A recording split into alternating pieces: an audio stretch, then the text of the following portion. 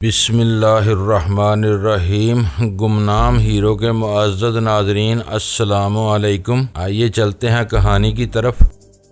قندوز خان کچھ دیر ان سے باتیں کرتا رہا، پھر جیپ دوڑا کر ہمارے پاس آ پہنچا۔ وہ نیچے اترا تو اس کے چہرے سے ظاہر ہو رہا تھا کہ وہ خوب گہری نیند لے کر واپس آیا تھا۔ اس کی آنکھوں کے نیچے پپوٹوں پر چھایا ہوا ورم اس کی بسیار نوشی کی کہانی سنا رہا تھا۔ میں حیران ہوں کہ پچھلی رات کسی بدماش نے فرزانہ کو اٹھا لے جانے کی کوشش کی تھی۔ وہ ہمارے قریب آتے ہی غصیلے لہجے میں بولا، خدا کا شکر ہے کہ تم نے اسے کامیاب نہ ہونے دیا، ورنہ میں سردار سبقت اللہ کے سامنے سر اٹھانے کے قابل نہ رہتا۔ مہمانوں کو اپنی جان سے زیادہ حفاظت کرنا ہماری پرانی روایات کا حصہ ہے، اور پھر تم چاروں تو ہمارے سردار کے اعزاز یافتہ مہمان ہو۔ کیا تمہاری خوشنودی کے بغیر بھی کوئی ادھر کا رخ کر سکتا ہے؟ میں نے چبھتے ہوئے لہجے میں پوچھا۔ آج تک ایسا نہیں ہوا، لیکن پچھلی رات تم نے خود دیکھ لیا۔ بہت برا وقت آ گیا ہے۔ نئے زمانے کے لوگ پرانی روایات، عزت اور وفاداری کا ذرا بھی پاس نہیں کرتے، ہر قیمت پر اپنی من مانی کار گزرتے ہیں۔ ہم چاروں کے لیے وہ بہت نازک موضوع تھا۔ میں نے اسے یہ جتانے کی کوشش نہیں کی کہ رات کو آنے والوں میں سے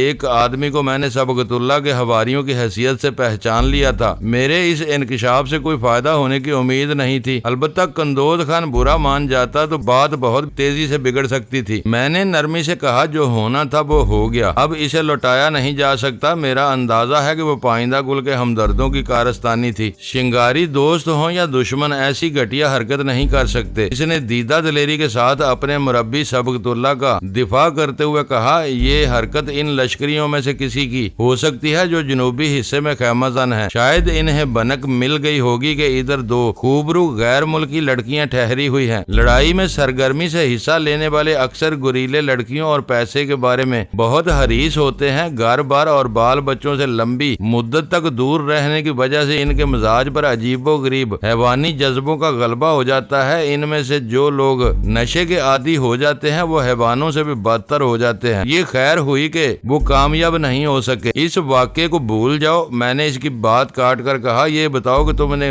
کیا بندوبست کر کے آئے ہو؟ سودا ذرا مہنگا ہوا ہے۔ سرحد پار کرانے والے عام طور پر 50 سے 100 امریکی ڈالر فی کس لیتے ہیں، لیکن آج کل کے برے حالات کی وجہ سے 200 ڈالر فی کس میں بات طے ہوئی ہے۔ قافلہ 11 بجے روانہ ہوگا۔ انتظار کس بات کا ہے؟ ہم روانگی کے لیے تیار ہیں۔ میں نے اپنی بے پایاں خوشی کو چھپاتے ہوئے کہا، سردار سبقت اللہ سے ملی ہوئی انعام کی رقم کا اس سے بہتر کیا استعمال ہو سکتا ہے؟ شرمندہ نہ کرو، یہ رقم ہم ہی کو ادا کرنی تھی، مگر میں گالان سے 500 ڈالر لے کر چلا تھا۔ میرا خیال تھا کہ زیادہ سے زیادہ 400 کی ضرورت پڑے گی، لیکن یہاں بات 800 پر ٹکی ہے۔ 300 تم دے دینا، ہم 800 بھی خوشی سے دے دیں گے، ویرا بولی۔ لیکن مجھے حیرت ہے کہ 300 ڈالر کی حقیر رقم کے لیے تم اتنے مجبور ہو کہ یہاں سے اپنے طور پر بندوبست نہیں کر سکتے۔ ویرا کے تبصرے پر قندوز خان کا چہرہ چقندر کی طرح سرخ ہو گیا، مگر وہ اپنا غصہ پیتے ہوئے بولا، میرے ایک اشارے پر مقامی کرنسی میں لاکھوں جمع ہو سکتے ہیں، لیکن آج کل اس کی کوئی قدر نہیں ہے۔ مارکیٹ میں ڈالروں کا کال پڑا ہوا ہے۔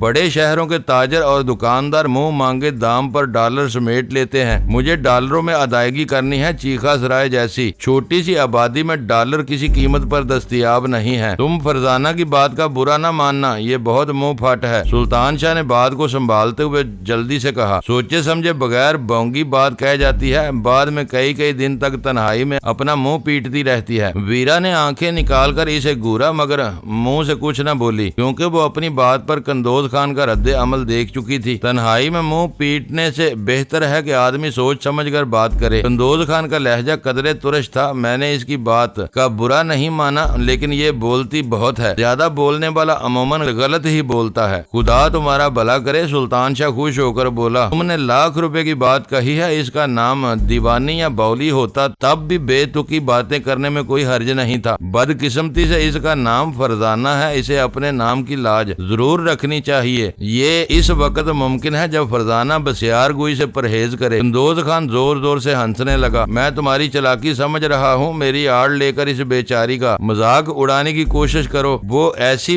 بھی بے وقوف اور نکمی نہیں ہے۔ ویرا کی کہی ہوئی بات مذاق میں پڑھ کر آئی گئی ہو گئی اور ہم فوری طور پر وہاں سے روانہ ہو گئے۔ تم یہاں سے جا رہے ہو مگر راستے میں محتاط رہنا، قندوز خان ہمیں ہمدردانہ لہجے میں سمجھانے لگا۔ ہر شخص کو اپنی اپنی فکر کرنی پڑتی ہے، کسی پر اعتماد کیا تو نقصان اٹھاؤ گے۔ اچھا ہوا تم نے بتا دیا، اپنی تعداد کی وجہ سے ہمیں دوسروں سے گلنے ملنے کی ضرورت ہی پیش نہیں آئے گی۔ میں نے کہا، غیر قانونی سفر میں ہر ایک دوسرے کی گردن کٹوا کر خود بچ نکلنے کی فکر میں لگا رہتا ہے۔ ویسے تو دونوں گورے بہت چالاک ہیں، لیکن ایلن خان سے ہوشیار رہنا، وہ مردود اردو بھی سمجھ اور بول لیتا ہے۔ اس کے سامنے ہم لوگوں کے کاروباری معاملات کا کوئی ذکر نہ کرنا۔ وہ اکثر یہاں سے پشاور آتا جاتا رہتا ہے مگر ہم اس سے کسی قسم کا لین دین پسند نہیں کرتے۔ اتفاق سے تمہاری کوسٹر اسی نے کرائے پر لی ہے۔ ایلن خان، میں نے متحیر ہو کر پوچھا، یہ کیا نام ہوا؟ کیا وہ کوئی دوگلا ہے؟ قندوز خان ہنس پڑا، اس کا نام ایلن ہے، آگے بھی کچھ لگا ہوا ہے جو خاصا مشکل ہے۔ ہم لوگ عادتاً ہر نام کے آگے خان کا اضافہ کر دیتے ہیں، یہ ہماری جدت ہے، ورنہ وہ خالص گورا ہے۔ اور کرائے کی کوسٹر کا کیا چکر ہے؟ میں نے اس سے اگلا سوال کر ڈالا۔ چیخا سرائے سے سرحد پار کے لیے جو گاڑی چلتی ہے، انہیں کوئی ایک پارٹی کرائے پر لیتی ہے، پھر اپنی مرضی سے مسافر پورے کرتی ہے۔ مسافروں سے کرائے کا مول تول اور نفع نقصان پارٹی کے ذمہ ہوتا ہے۔ آج کل لڑائی میں تیزی آ گئی ہے، اس لیے روسیوں کا مقابلہ کرنے والے مقامیوں اور غیر ملکیوں نے بڑی تعداد میں پرائیویٹ گاڑیاں کرائے پر لی ہوئی ہیں۔ ان غیر فوجی گاڑیوں کے ذریعے گریلوں کے علاوہ گولہ بارود بھی حفاظت سے ایک جگہ سے دوسری جگہ منتقل ہو جاتا ہے۔ اس دباؤ کی وجہ سے گاڑیوں کی قلت ہو گئی ہے۔ ایلن خان کی کوسٹر کے بعد اگلے 4-5 دن تک کوئی گاڑی میسر نہیں ہے۔ اتفاق سے کوئی گاڑی واپس لوٹ آئے تو اور بات ہے، یہ اہم معلومات ہمارے کام آئیں گی۔ اس کا مطلب یہ ہوا کہ ایلن خان اور اس کا ساتھی اس کارواں کا ٹھیکیدار ہے اور دوران سفر ہمارا انہی سے واسطہ رہے گا۔ تم ٹھیک سمجھے، ڈرائیور اور کلینر گاڑی کے مالک کے تنخواہ دار ہوتے ہیں، لیکن سفر شروع ہونے کے بعد وہ صرف ٹھیکیدار کی ہدایت پر عمل کرتے ہیں۔ راستے میں کھانے پینے کا خرچ مسافروں کے ذمہ ہوتا ہے۔ پہاڑوں سے گری ہوئی وادیوں سے باہر نکل کر جب جیپ نے آبادی کا رخ کیا تو اپنے گرد و پیش میں پھیلے ہوئے بے پایاں قدرتی حسن سے ہم سب ہی مسحور ہو کر رہ گئے۔ آتے ہوئے ہم لوگ ایک بار بردار ٹرک کے بند عقبی حصے میں بے ہوش پڑے ہوئے تھے، اس لیے ہمیں راستوں وغیرہ کے بارے میں کچھ علم نہیں ہو سکا، لیکن اس بار ہم سفر سے پوری طرح لطف اندوز ہو سکتے تھے۔ ہماری محبیت اور دلچسپی دیکھ کر قندوز خان نے ہماری معلومات میں اضافہ کرنا شروع کر دیا۔ ہماری دلچسپی سے اسے بہت خوشی ہوئی تھی۔ چیخا سرائے جلال آباد سے شمال مشرق کی طرف آنے والی پختہ پہاڑی سڑک کا آخری قصبہ تھا۔ شنگارا ویلی سے بھی اوپر 1000 فٹ بلند پہاڑوں سے آنے والے دریائے کنار کے بائیں کنارے پر واقع اس سرسبز قصبے کی آبادی کسی زمانے میں بہت مختصر اور خوشحال تھی، لیکن افغان جنگ کی ہولناک تباہ کاریوں نے اس دور افتادہ قصبے کے باسیوں کا سکھ چین نگل لیا۔ منڈیوں کی تباہی اور خوفناک افراط زر نے ہر طرف افلاس کے جھنڈے گاڑ دیے تھے۔ جنگ زدہ علاقوں سے بھاگ کر آنے والے افغان پناہ گزینوں نے قصبے کے وسائل پر بہت زبردست دباؤ ڈالا ہوا تھا۔ پختہ سڑک سے منسلک ہونے کی وجہ سے چیخا سرائے کی آبادی بہت تیزی سے بڑھی تھی۔ آمدنی کے محدود وسائل جنگ سے متاثر ہوئے تھے، اس لیے وہاں جرائم بہت تیزی کے ساتھ پھل پھول رہے تھے۔ بظاہر عزت و غیرت کے نام پر لڑ مرنے کے لیے آمادہ ہو جانے والے متعدد افغان کوچی، چوری، راہزنی، جیب تراشی، فریب دہی اور عصمت فروشی کے گنونے دھندوں میں ملوث ہوتے جا رہے تھے۔ خندقوں اور مورچوں میں کئی مہینوں تک موت کی آنکھوں میں آنکھیں ڈال کر ڈٹے رہنے والے گوریلے جب چند دنوں کے آرام کے لیے اس علاقے میں آتے تھے تو بکثرت ان جرائم کا شکار ہوتے رہتے تھے۔ آخر کار ہماری جیپ چیخا سرائے کی بستی کے تنگ راستوں سے گزرنے لگی۔ وہاں تا حد نظر کسی کثیر المنزلہ عمارت کا وجود نہیں تھا۔ سارے مکانات کچے یا نیم پختہ تھے، خال پکے مکان بھی نظر آ رہے تھے، لیکن ان کی تعداد نہ ہونے کے برابر تھی۔ بے رونق بازاروں اور راستوں پر ڈھیلے ڈالے لباسوں میں لپٹے ہوئے مردوں اور بچوں کی خاصی تعداد موجود تھی۔ ضرورت سے مجبور ہو کر بہت سی عورتیں بھی اپنے گھروں سے نکلی ہوئی تھی۔ ان کے سروں پر چادریں سایہ فگن تھیں۔ نوخیز لڑکیوں اور درمیانی عمر کی خوبرو عورتوں نے انہی چادروں کے ایک گوشے کو نقاب کے طور پر استعمال کرتے ہوئے آنکھوں سے نیچے پورا چہرہ چھپایا ہوا تھا۔ ان میں سے ہر آنکھ ایک سوال مجسم تھی، جنگ کب ختم ہوگی؟ کرب و الم میں ڈوبے ہوئے اس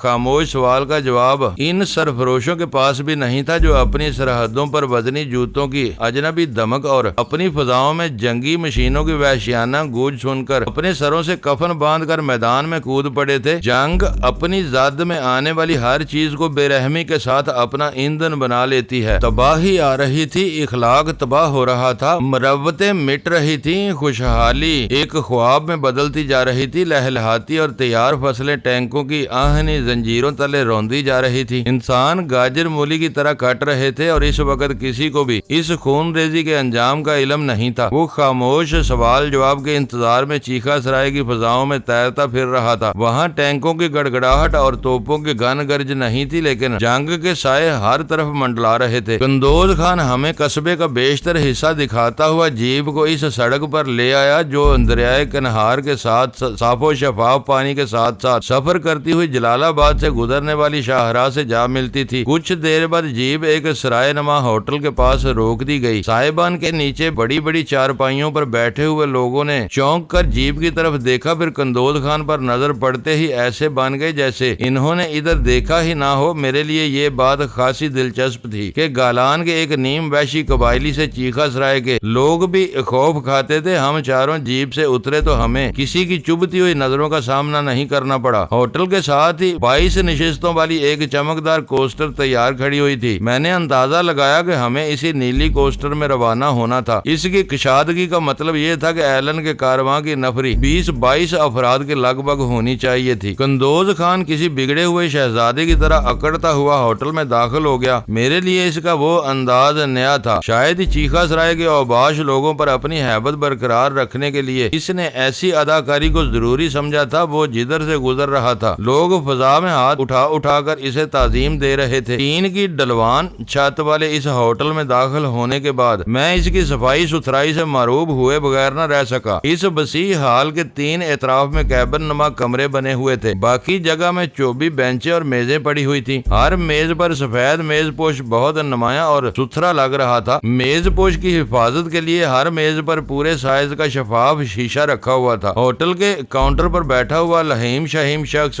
قندوز کو دیکھتے ہی اپنی جگہ سے اٹھ کھڑا ہوا۔ قندوز خان نخوت سے سر کو جنبش دیتا ہوا ایک بند کمرے کی طرف بڑھ گیا۔ دروازے پر دستک کے جواب میں اندر سے کسی نے آ جاؤ کہا اور قندوز خان دروازہ کھول کر اندر چلا گیا۔ میرا خیال تھا کہ وہ کمرہ بہت مختصر ہوگا اور ہم پانچوں اس میں نہیں سما سکیں گے، لیکن اندر پہنچنے پر میرے اس خیال کی تردید ہو گئی۔ چوڑائی کے مقابلے میں اس کمرے کی لمبائی 3 گنا سے بھی زیادہ تھی۔ اس کے انتہائی اندرونی سرے پر 2 متوازی بستر لگے ہوئے تھے۔ ان سے پہلے دیواروں کے ساتھ کئی چوبی بینچیں پڑی ہوئی تھیں۔ بستر پر سرخ ٹی شرٹ اور خاکی نیکر میں ملبوس ایک منک سفید فام بیٹھا ہوا تھا۔ ہیلو قندوز خان، وہ اینک شفاف عدسوں کے پیچھے اپنی نیلی آنکھوں کو نچاتے ہوئے بولا۔ یہ تم لوگ کا پیسنجر ہے؟ Very good. پھر اس کی نظریں باری باری ہمارا جائزہ لینے لگیں۔ بیرا اور غزالہ کو دیکھتے ہی وہ چونک پڑا اور اپنے سر کو متاسفانہ انداز میں ہلاتے ہوئے بولا، اوہ یہ تو لیڈیز ہے۔ تم نے ہم کو یہ نہ ہی بولا۔ لیڈی لوگ کا $400 ہوگا۔ اس وقت تک میں اس گورے کی اردو دانی اور بگڑے ہوئے تلفظ سے محظوظ ہو رہا تھا، لیکن عورتوں کے بارے میں اس کا تبصرہ سن کر میں چونک پڑا۔ وہ بلا کا لالچی اور مکار معلوم ہوتا تھا۔ کیوں؟ قندوز خان بگڑ کر بولا، عورت اور مرد سے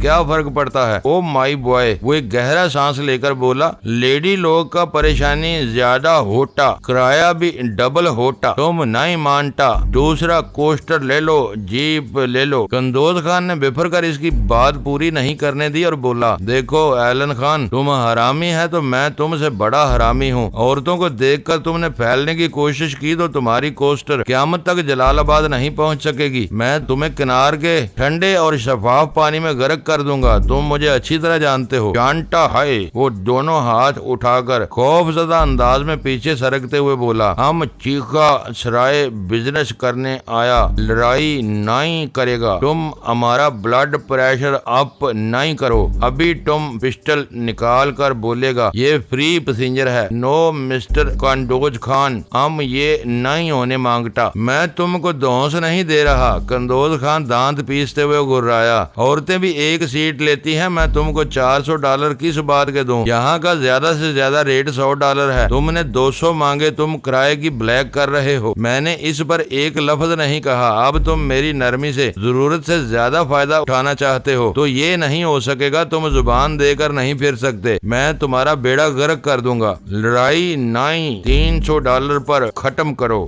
بزنس از بزنس، میں 200 سے 1 پیسہ زیادہ نہیں دوں گا۔ قندوز خان اڑ گیا، لوگوں کو میرے اور تمہارے جھگڑے کا علم ہو گیا تو تمہاری کوسٹر کے سارے مسافر جانے سے انکار کر دیں گے۔ وہ جانتے ہیں کہ اس علاقے میں قندوز خان سے جھگڑے کا کیا مطلب ہوتا ہے، تم 1 پیسے کا بزنس نہیں کر سکو گے، یہاں بیٹھے اپنا انگوٹھا چوستے رہو گے۔ ایلن نے شہادت کی انگلی سے اپنے سینے پر کراس بنا کر بررائی ہوئی آواز میں کہا، ہم پلبک کرتا، تم بلیک میلنگ کرتا، کڑائٹسٹ تم کو دیکھے گا، تم ہمارا بزنس نہیں مار سکتا، ابھی جلدی $800 نکالو۔ قندوز خان نے اپنی جیب سے ربر بینڈ میں لپٹے ہوئے ڈالر نکال کر حقارت سے اس کی گود میں پھینک دیے اور میری طرف مڑ کر بولا، اسے 300 اور دے دو، دماغ درست ہو گیا سالے کا۔ Language please. ایلن ربر بینڈ ہٹا کر ڈالر گنتے گنتے کراہا، جنٹل مین گالی نہیں دیتا، تم قندوز خان کے منہ نہ لگو، یہ پکا کتیا کا پلا ہے۔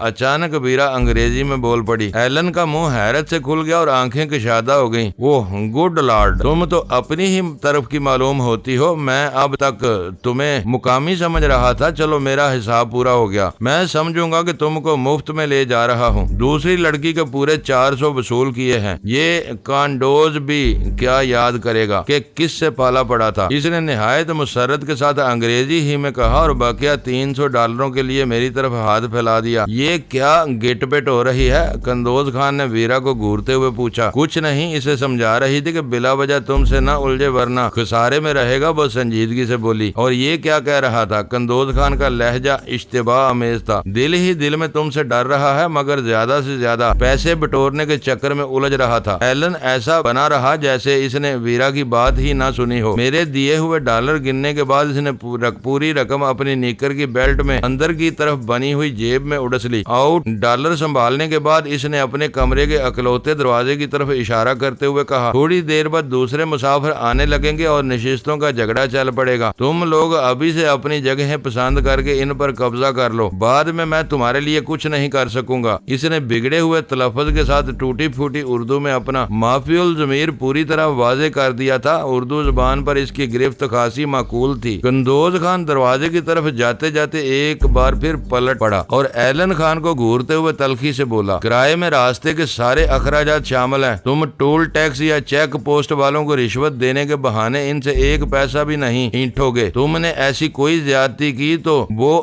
2-4 دن سے زیادہ مجھ سے پوشیدہ نہ رہ سکے گی، میں مار مار کر تمہارا پلیتھن نکال دوں گا۔ اوکے وہ مفاہمانہ مسکراہٹ کے ساتھ بولا، نو ایکسٹراز، میں سفر کے لیے ان سے مزید کوئی رقم نہیں لوں گا مگر انہیں یہ سمجھا دینا کہ راستے میں قیام اور کھانے پینے کے اخراجات یہ خود ادا کریں گے۔ دوسری بات یہ ہے کہ یہ میرے اور دوسرے مسافروں کے معاملات میں بالکل دخل نہیں دیں گے، تمہارے اور دوسرے مسافروں کے معاملات۔ قندوز خان نے استفہامیہ انداز میں کہا۔ ایلن کے ہونٹوں پر جمی ہوئی مکارانہ مسکراہٹ گہری ہو گئی۔ ہاں، تمہیں معلوم ہے کہ جو لوگ یہاں سے غیر قانونی طور پر سرحد پار جاتے ہیں ان کے کیا مفادات ہوتے ہیں۔ جو شخص برے وقت میں اپنی مدر لینڈ سے وفا نہیں کرتا وہ کسی رعایت یا ہمدردی کا حقدار نہیں ہوتا۔ میں راستے میں بھی ان سے پیسے لوں گا، ان چاروں کو ایسے کسی بھی موقع پر غیر جانبدار رہنا ہوگا، میں دوسروں پر یہ ظاہر کروں گا کہ میں نے ان سے پیسے لے لیے ہیں، یہ کھلی بے ایمانی اور بدعہدی ہے۔ قندوز خان نے کاٹدار لہجے میں کہا، کسی بھی جنس یا سہولت کا سودا طے ہو جانے کے بعد ہیر پھیر کرنا جائز نہیں ہوتا، تم ایسی حرکتیں کر کے جہنم مول لے رہے ہو۔ وہ محتاط انداز میں ہنس پڑا اور آہستگی سے بولا، تمہارے پاس وقت ہو تو میں اس بارے میں اپنے نظریے کی وضاحت بھی کرتا چلوں، اس ذرا سی بات پر کوئی بھی انصاف پرست مجھے جہنم نہیں ڈال سکتا، اور پھر ہولی کرائسٹ کا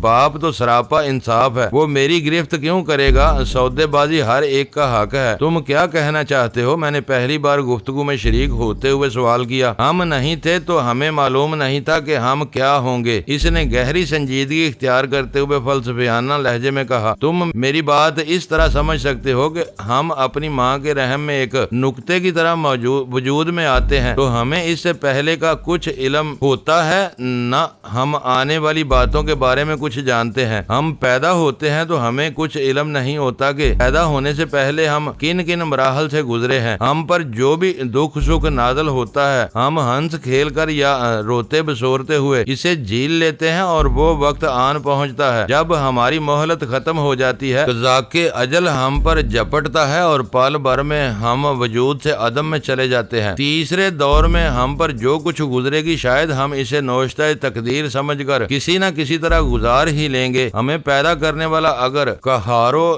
جبار ہے تو رحیم و کریم بھی ہے۔ ہم پر ہماری برداشت اور ہمت کے زیادہ مصائب لاد ہی نہیں سکتا، وہ خالق ہے، اور ہم مخلوق اسے معلوم ہے کہ اس کی بنائی ہوئی کٹ پتلیوں میں اتنا دم خم ہے، وہ ان پر برداشت سے زیادہ عذاب لاد ہی نہیں سکتا۔ وہ تو خالق اور بہت بڑی شے ہے، تم صرف ماں کو دیکھ لو، وہ خالق نہیں ہوتی، مخلوق کو اس دنیا میں لانے کا بس ایک وسیلہ ہوتی ہے۔ وہ 9 ماہ تک نومولود کو اپنے بدن میں پروان چڑھاتی ہے، بعض باتوں کا پتہ ہی نہیں چلتا، اور کچھ بچے اپنی ولادت سے پہلے اپنی ماؤں کو 8 آنسو رلا دیتے ہیں۔ تم نے آج تک یہ نہیں دیکھا ہوگا کہ کوئی ماں اپنے نومولود بچے کو صرف اس لیے مارتی اور سزا دیتی ہے کہ وہ اس کی کوکھ کو اذیت ناک طریقوں سے خریدتا اور کھنگالتا رہا تھا۔ میں جو کچھ کر رہا ہوں وہ میری سرشست میں داخل ہے۔ سرشست کا انتخاب میں نے خود سے نہیں کیا، قدرت نے مجھے جیسا اور جو کچھ بنایا ہے بن گیا، پھر وہ مجھے سزا کیوں دے گا؟ آگ سے مجھے خوف آتا ہے، آگ دور کی بات ہے، میں موسم کی سختی بھی برداشت نہیں کر سکتا۔ یہ میرا یقین ہے جو سزا میری برداشت سے باہر ہے وہ مجھے نہیں دی جائے گی، اس لیے میں جہنم سے محفوظ رہوں گا۔ تم پر خدا کی لعنت ہو۔ قندوز خان اس کی شکستہ اردو سننے کے بعد دانت پیستے ہوئے بولا، میری بات لکھ کر رکھ لو کہ تم جیسے پاپیوں اور منکروں کا ٹھکانہ جہنم کے علاوہ کہیں نہیں ہوگا۔ تمہاری سرشست قدرت نے نہیں بنائی ہے، یہ تمہارے کرتوتوں کا نتیجہ ہے، اور تمہیں ان کی سزا مل کر رہے گی۔ وہ تلخی سے ہنس پڑا۔ مشکل یہ ہے کہ ہر آدمی کو ایک ہی زندگی ملتی ہے، وہ کسی پر کچھ بھی ثابت نہیں کر سکتا۔ ڈاکو کے گھر پیدا ہونے والا بچہ ڈاکو، لٹیرا، چور یا بدماش ہی ہوگا، اس میں اسے قصوروار نہیں ٹھہرایا جا سکتا۔ اگر اسی بچے کو دوسری بار کسی راہب کے گھر پیدا ہونے کا موقع ملے تو وہ عبادت گزار اور پارسا ہو یا نہ ہو، بدماش نہیں ہوگا۔ سب سے بڑی مشکل یہ ہے کہ کسی بھی شخص کو دوسری بار پیدا ہونے کی آزادی نہیں ہے، اس لیے جو کچھ اور جیسا کچھ ہوتا ہے اسے منو ان مان لینا پڑتا ہے۔ اپنی کھوپڑی پر دم اگا کر ہندو بن جاؤ تو تم بھی آبا گون کے چکر میں آ جاؤ گے، مار مار کر جیتے رہو گے، اور ہر جنم میں تمہارا ایک نیا روپ ہوگا۔ غزالہ نے اس کی تقریر سے اکتا کر جلے کٹے لہجے میں کہا، بے سود ہوگا۔ ایلن مایوسانہ انداز میں سر ہلاتے ہوئے بولا، اس میں بھی موجود جہنم کے اعمال کی جزا یا سزا کا تصور کار فرما ہے۔ میں یہ ثابت نہیں کر سکتا کہ میری پیدائش مختلف حالات اور ماحول میں ہوئی ہوتی تو میں ایک الگ ہی انسان ہوتا، مجھے اس بات پر اختیار نہیں ہے، اسی لیے میں جہنم کے تصور سے بہت زیادہ خوف زدہ یا مرعوب نہیں ہوں۔ میرے ساتھ جو کچھ ہونا ہے اس کی حد مجھے معلوم ہے، وہ میری برداشت سے باہر نہیں ہوگا۔ اپنی ان باتوں سے تم نے ثابت کر دیا کہ تم ایک گمراہ انسان ہو۔ قندوز خان نے مشتعل ہو کر کہا، تمہارا ٹھکانہ صرف اور صرف جہنم میں ہوگا۔ تم دوسروں کے ساتھ اپنی من مانی مکاریاں کرتے رہو، لیکن ان چاروں کے ساتھ کوئی بھی زیادتی ہوئی تو میں تمہیں معاف نہیں کروں گا۔ تمہیں اتنی بات یاد رکھنی چاہیے، تم فکر نہ کرو، تمہیں یا ان کو مجھ سے کوئی شکایت کا موقع نہیں ملے گا۔ اس کی پرخلوص یقین دانی پر ہم سب وہاں سے لوٹ آئے۔ باہر کھڑی ہوئی نیلی کوسٹر کی دیکھ بھال پر مامور عملہ قندوز خان کو دیکھتے ہی معطب ہو گیا۔ قندوز خان نے پشتو میں ان کی مزاج پرسی کی۔ اس مرتبہ سلطان شاہ نے بھی ہم زبانی کا فائدہ اٹھاتے ہوئے ان سے دعا سلام کرنی ضروری سمجھی، اور پھر قندوز خان کے پیچھے آرام دہ کوسٹر میں داخل ہو گیا۔ قندوز خان نے عملے کے افراد کو اگلی 4 نشستیں روکنے کی ہدایت کی اور ہمیں لے کر نیچے آ گیا۔ 10 بجے ہیں۔ نیچے آنے کے بعد اس نے اپنی ریسٹ واچ دیکھتے ہوئے کہا، گاڑی روانہ ہونے میں کافی دیر ہے، تم یہ وقت کس طرح گزارنا پسند کرو گے؟ اس نے مجھ سے تو خاطب کیا تھا۔ چیخا سرائے اور دریائے کنہار ہم دیکھ چکے ہیں، میں نے پرسکون لہجے میں کہا۔ اس مختصر سے قصبے میں جو قدرتی حسن پنہا ہے وہ ہم دیکھ ہی چکے ہیں۔ ادھر ادھر مارے پھرنے کی بجائے ہم یہیں کہیں بیٹھ کر وقت گزار لیں تو مناسب رہے گا۔ ایک بار مسافروں کی آمد شروع ہو گئی تو شاید ہمیں اپنی جگہوں پر بیٹھنا پڑے گا۔ جگہوں کی تم فکر نہ کرو، وہ پورے اعتماد سے بولا، وہاں کوئی نہیں بیٹھ سکتا۔ میرا مسئلہ یہ ہے کہ میں ان چھچورے اور بازاری لوگوں میں نہیں بیٹھ سکتا، اس طرح برہم جاتا رہتا ہے۔ تم چاہو تو ہم جیپ میں بیٹھ کر ظاہر شاہ پبلک پارک کا رخ کر سکتے ہیں، بڑی خوبصورت جگہ ہے، اس وقت وہاں سناٹا ہوگا۔ میں نے سمجھ لیا کہ اسے وہاں رکے رہنے میں تامل تھا۔ میں نے پورے خلوص کے ساتھ کہا، وقت اتنا کم رہ گیا ہے کہ ہم پبلک پارک سے پوری طرح لطف اندوز نہیں ہو سکیں گے، تم چاہو تو واپس چلے جاؤ، ہم یہیں بیٹھ کر وقت گزار لیں گے، یہاں رک کر ہمیں سفر کے ماحول کا اندازہ کرنے کا موقع مل سکے گا۔ پھر فی امان اللہ، وہ مسکرا کر بولا، تم نے دیکھ ہی لیا ہے کہ تمہارے آرام کے لیے میں جو کچھ کر سکتا تھا وہ کر گزرا ہوں، مجھے امید ہے اب ایلن تمہارے ساتھ کوئی بدماشی نہیں کرے گا۔ وہ بہت گرم جوشی کے ساتھ ہمیں الوداع کہہ کر اپنی جیپ میں رخصت ہو گیا۔ مجھے یوں محسوس ہو رہا تھا جیسے میرے سر سے ٹنوں وزنی بوجھ ہٹ گیا ہو۔ قندوز خان کے کچھ دور نکل جانے کے بعد ویرا نے اطمینان کا ایک گہرا سانس لے کر آہستگی سے کہا، تم ایسی بات کر رہی ہو جیسے قندوز خان تمہارے سر پر سوار رہا ہو۔ سلطان شاہ نے کہا، تم اپنی دانست میں میرا مذاق اڑا رہے ہو، لیکن حقیقت یہی تھی۔ ویرا نے پھیکی سی ہنسی کے ساتھ کہا، کراچی سے اغوا ہونے کے بعد ہم لوگ مسلسل شنگاریوں کے دباؤ میں رہے ہیں۔ سندل خان، پائندہ گل، سبقت اللہ اور قندوز خان ایک ہی زنجیر کی متعدد کڑیاں تھیں۔ قندوز خان کے چلے جانے کے بعد مجھے پہلی بار آزادی اور خود مختاری کا احساس ہوا تھا۔ شنگاریوں کے چنگل میں ہم سب ہی بے بس ہو کر رہ گئے تھے۔ ویرا ٹھیک کہہ رہی ہے، غزالہ نے اس کی تائید کرتے ہوئے کہا، مجھے آزادی کا صحیح احساس اس وقت ہوگا جب میں سرحد عبور کر کے پاکستان پہنچ جاؤں گا۔ میرے لیے یہ لوگ آسیب بن کر رہ گئے تھے، ہمیں چائے وغیرہ کی کوئی خواہش نہیں تھی، اس لیے ہم باتیں کرتے ہوئے کوسٹر کی طرف گئے اور اس میں داخل ہو کر اپنی پسندیدہ نشستوں پر براجمان ہو گئے۔ سب سے اگلی سیٹ پر دونوں عورتیں بیٹھ گئیں، ہم دونوں نے ان کے پیچھے والی سیٹ سنبھال لی۔ میرا خیال ہے میں پیچھے چلا جاؤں تو بہتر رہے گا۔ چند ثانیوں کے بعد سلطان شاہ بولا، الگ بیٹھ کر ہم بہتر طور پر ایک دوسرے کا دھیان رکھ سکیں گے۔ مار کا آرائیوں کا ماحول ہم پیچھے چھوڑ آئے، یہاں ہمیں کسی سے کوئی خطرہ نہیں ہوگا، ایک ساتھ ہی رہو۔ تمہاری خالی کی ہوئی جگہ پر کوئی بے ڈب آدمی آ بیٹھا تو سارا سفر کوفت میں گزرے گا۔ ایلن دلچسپ آدمی معلوم ہوتا ہے، غزالہ نے خیال ظاہر کیا۔ ویرا نے انگریزی میں قندوز خان کی برائی کر کے اس کا دل مو لیا ہے، اس سے گپ شپ شروع ہو گئی تو سفر اچھا گزرے گا، وہ مجھ سے ضرور قریب ہونے کی کوشش کرے گا۔ ویرا ہنس کر بولی، وہ باتونی ہونے کے ساتھ ساتھ بلا کا مکار بھی ہے۔ نہیں، اس کا دوسرا ساتھی کون ہے؟ وہ کہیں نظر نہیں آیا۔ اسے ٹٹولنے کی کوشش کرنا کہ وہ کس چکر میں پاکستان جا رہا ہے۔ میں نے کہا، میرا خیال ہے تم تینوں انگریزی سے ناواقف بنے رہو تو مجھ سے زیادہ آزادی کے ساتھ بات کر سکے گا۔ وہ بظاہر آزاد خیال بن رہا تھا، لیکن وہ نسلی تعصب میں مبتلا معلوم ہوتا ہے۔ جیسا چاہو کہہ دینا، اس سے ہماری صحت پر کوئی فرق نہیں پڑے گا۔ پھر کوسٹر میں مسافروں کی آمد کا سلسلہ شروع ہو گیا۔ اس وقت تک میں سمجھ رہا تھا کہ جنگ سے متاثرہ یا جرائم پیشہ مقامی ہمارے ہم سفر ہوں گے، لیکن ابتدا میں ہی میرے اس خیال کی تردید ہو گئی۔ پہلی کھیپ میں 4 متمول افغان آئے تھے، ان کی کار کوسٹر کے قریب آ کر رکی تھی۔ کار سے اتر کر کوسٹر میں سوار ہونے والوں میں 2 مرد، ایک باپردہ عورت اور ایک لڑکا شامل تھا۔ دونوں مرد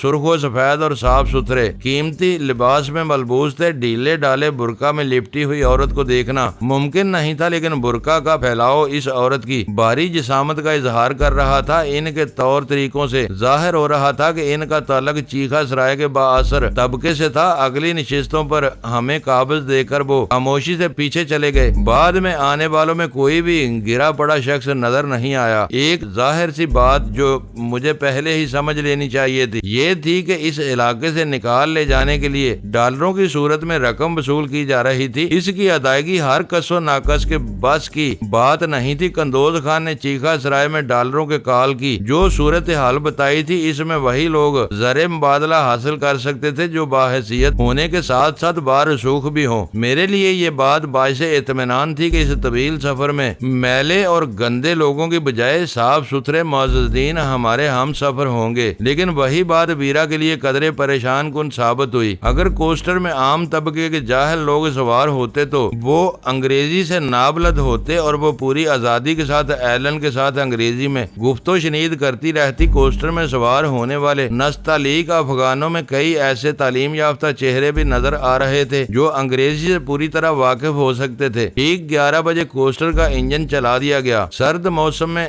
روانگی سے پہلے انجن کو رواں کرنا تھا، شاید پیشہ ور افغان ڈرائیوروں کی عادتوں میں شامل تھا۔ انجن چلنے کے بعد ایلن بھی آ گیا۔ اس کے جسم پر وہ بےہودہ لباس تھا جو ہم پہلے ہی دیکھ چکے تھے، البتہ اس کے دبلے پتلے اور دراز قامت ساتھی کے بدن پر مقامیوں جیسی شلوار قمیض نظر آ رہی تھی۔ وہ استخوانی چہرے اور سرد آنکھوں کی وجہ سے خاصا خطرناک نظر آ رہا تھا۔ ایلن نے دروازے کے قریب رک کر مسافروں کی گنتی کی اور مطمئن ہو کر دروازہ بند کر دیا۔ کلینر نے ان دونوں کے لیے آگے ہی 2 نشستیں روکی ہوئی تھیں۔ ان کے بیٹھتے ہی کوسٹر آہستہ آہستہ پیچھے رینگنے لگی۔ بعض مسافروں کو رخصت کرنے کے لیے آئے ہوئے لوگ باہر سے پرجوش انداز میں ہاتھ ہلا کر دعائیہ کلمات ادا کرنے لگے۔ یہ بات مجھے سلطان شاہ سے معلوم ہوئی کیونکہ میں پشتو سے ناواقف تھا۔